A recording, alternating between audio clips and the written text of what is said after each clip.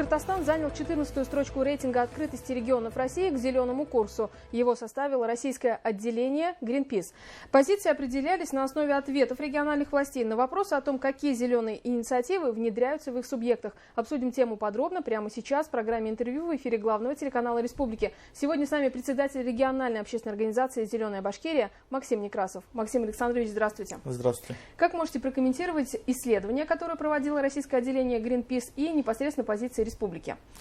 Я согласен с этим рейтингом, согласен с позицией Республики Башкортостан в этом рейтинге и с теми показателями, по которым определил Greenpeace. Плюс, у меня у самого нет, скажем так, оснований не доверять Greenpeace, потому что я и знаком с этой организацией, и знаю, как они ведут свою политику, скажем так. Это одна из немногих организаций, которая живет только за счет пожертвований. То есть они в этом плане независимы, и когда приезжают сотрудники Greenpeace к нам и общаемся с ними, прям видно, что они заинтересованы в этом во всем. И достаточно интересны их анализы, которые они делают. Это еще вернемся, когда я впервые увидел, как они морфологический анализ отходов делают. Тоже. Расскажите подробнее. Морфологически, получается, они определяют, какой производитель самый загрязняющий в том или ином регионе. То есть проводим субботник, они на субботнике выбирают несколько мешков с мусором, высыпают и рассортировывают, какой основной мусор преобладает здесь. И каким образом используется эта информация? Информация используется и потом передается организациям, чтобы те как-то либо уменьшали, с пожеланием, чтобы они уменьшили производство где-то одноразовой упаковки. То есть такой общественный контроль. Да, это такой общественный контроль, и помимо общественного контроля, тут больше не общественный контроль, здесь больше, наверное, научная работа. Такая общественная научная работа. Угу. Максим Александрович, по вашей оценке, в последние годы в Башкортостане в динамике, если смотреть, насколько зеленый курс у нас есть в республике, как вы его оцениваете, и наиболее заметные решения, какие были приняты? Скажем так, единого зеленого курса, я считаю, что в регионе нет. Есть разрозненно там чуть-чуть, но это все не объединено в единый курс. То есть, в последние годы мы начали высаживать деревья. И причем достаточно большое количество. Общаясь с активистами из других регионов, они удивляются тому количеству, сколько мы высаживаем. И постоянно меня спрашивают, а действительно ли эта цифра такая, либо просто чиновники в очередной раз накрутили статистику. И я же подтверждаю, что такое количество всегда высаживается. Причем я сам, скажем так, пришел в экологию через посадку деревьев, и с каждым годом, скажем так, уже мне сложнее подобрать участок для высадки деревьев, потому что уже практически все засаживается. Но высадка самих деревьев — это не единственный показатель в сфере, скажем так, лесопользования. Одним из немаловажных факторов имеет тот факт, что сохраняются ли дикие леса. То есть мы же восстанавливаем те леса, которые сгорели, которые вырубили, которые были использованы. То есть это, грубо говоря, восстановление будущего делового леса. Очень важным фактором является именно сохранение дикого леса, где не ступает нога человека. И, к сожалению, что у нас в республике, что в России и в мире, такого леса становится с каждым разом все меньше и меньше. И пожары, которые в этом году бушуют. Да, пожары бушуют, но радует одно, что в этом году у нас пожаров в республике меньше. В республике, но в мире такая тревожная ситуация. Вы говорите, что единой системы к зеленому курсу нет, но в идеале как она должна выглядеть, на ваш взгляд, и какой эффект от нее мог бы быть получен? Это должна быть единая целая программа, которая рассматривала бы разные виды, разные направления. То есть нужны какие-то прорывные решения, которые, скажем так, согласно рейтингу Greenpeace в республике нет прорывных решений. Но это не говорит о том, что... какие это могут быть решения? Прорывные решения это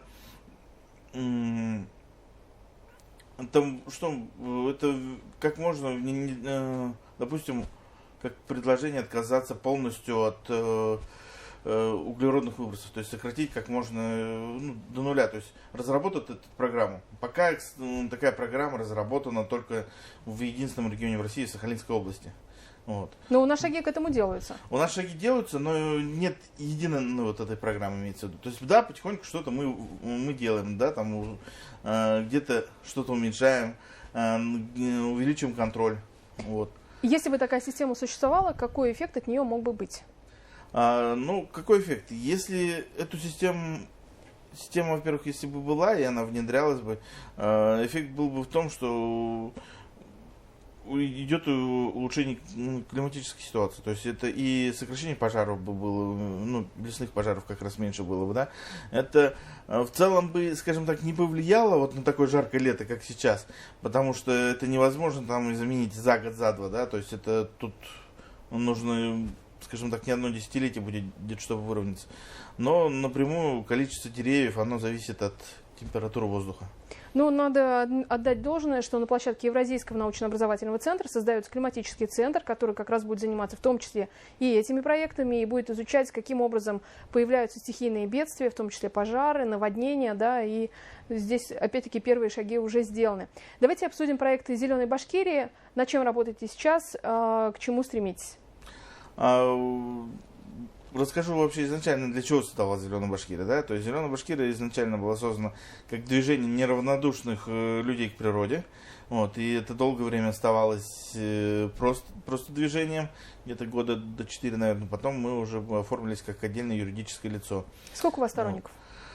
У нас активных, скажем так, сторонников около 4-5 тысяч сейчас. Вот. Но это большая цифра в масштабах республики. Это достаточно такое большое количество, кто реально интересуется экологией. Вот. И, скажем так, с каждым годом таких активистов появляется больше, и именно активистов, которые готовы что-то делать. Не просто там, допустим, комментировать, что в соцсетях, а это так, это не так, а вот это сделайте, да? А именно у людей появляется желание взять инициативу в свои руки. Вот, к чему, собственно, мы и призываем, потому что ни одна общественная организация не сможет взять инициативу за все проблемы во всей республике. Здесь нужно, чтобы человек у себя в регионе, у себя в районе, у себя в деревне брал инициативу, что-то делал. Хотя бы даже порой сфотографировать какое-то нарушение, даже выложить об этом, рассказать, а не просто говорить из уст в уста это передавать. Ну, какие инициативы? Давайте, допустим, сейчас телезрители башкирского спутникового телевидения послушали, решили, что они готовы, и у них есть желание этим заниматься, с чего начать и как действовать? Ну, вот даже в этом году мы специально запустили такую инициативу, в начале года мы запустили, да, мы решили восстанавливать родники Республики Башкортостан. То есть родник — это то место, где, первичный источник воды, где люди издревле брали воду для питья. И сейчас, к сожалению, большинство родников либо замусорены, загрязнены. Вот. И если раньше мы бы, скажем так, по нашей стратегии нашли бы родники и восстановили, в этот раз мы жителям предложили самим найти родники у себя, которые были, которые не знают, и чтобы они их начали восстанавливать. Но мы даже готовы финансировать, частично выделять деньги на какие-то материалы, там, допустим, трубу нужно купить, там, кольца нужно купить, либо технику нанять для очистки. Но в первую очередь нужна инициатива самих людей, чтобы они хотели, или чтобы этот родник был. То есть не только, чтобы это было наше желание, чтобы этот родник был. Потому что все родники в республике мы восстановить явно не сможем. Почему это важно? Почему это важно? Потому что родники до сих пор остаются альтернативным источником питьевой воды. Зная только Уфу, в свое время, в 1998 году, проводился такая паспортизация родников Уфы, да, их тогда выявили 58, я в 2019 году эти паспорта мне попали, я попробовал эти родники найти. Мне, наугад так, 15 родников, 15 паспортов взял, из 15 родников я нашел 6. Остальные либо оказались застроенные домами, заваленные, либо к ним вообще не добраться. Ну, это важно восстанавливать, То есть из 15 случайных паспортов 6 это треть, 30%.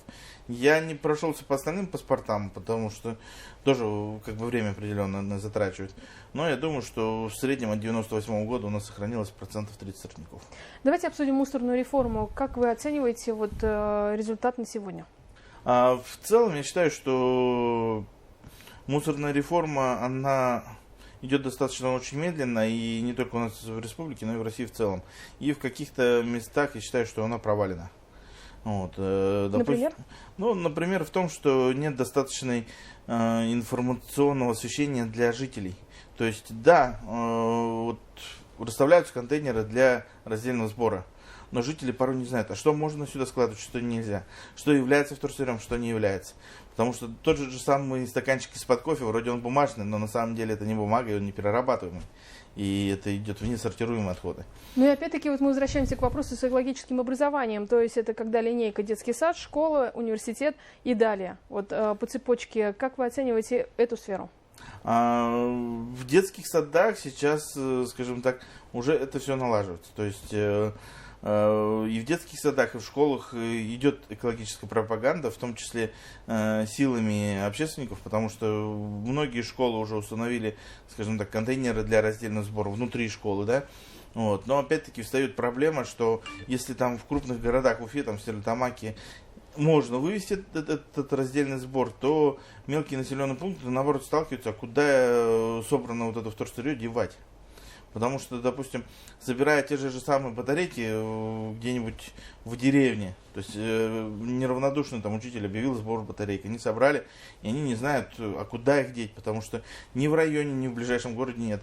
И вот к нам обращались несколько школ, я говорю, мы объясняли, что мы не можем к вам приехать, но вы отправьте нам, мы их здесь в Уфе сдадим в переработку. Работает? Таким образом работает.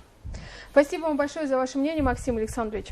Сегодня гостем программы «Интервью» в эфире главного телеканала республики был председатель региональной общественной организации «Зеленая Башкирия» Максим Некрасов, и мы обсуждали экологическую ситуацию в республике. Не переключайтесь, оставайтесь вместе с нами.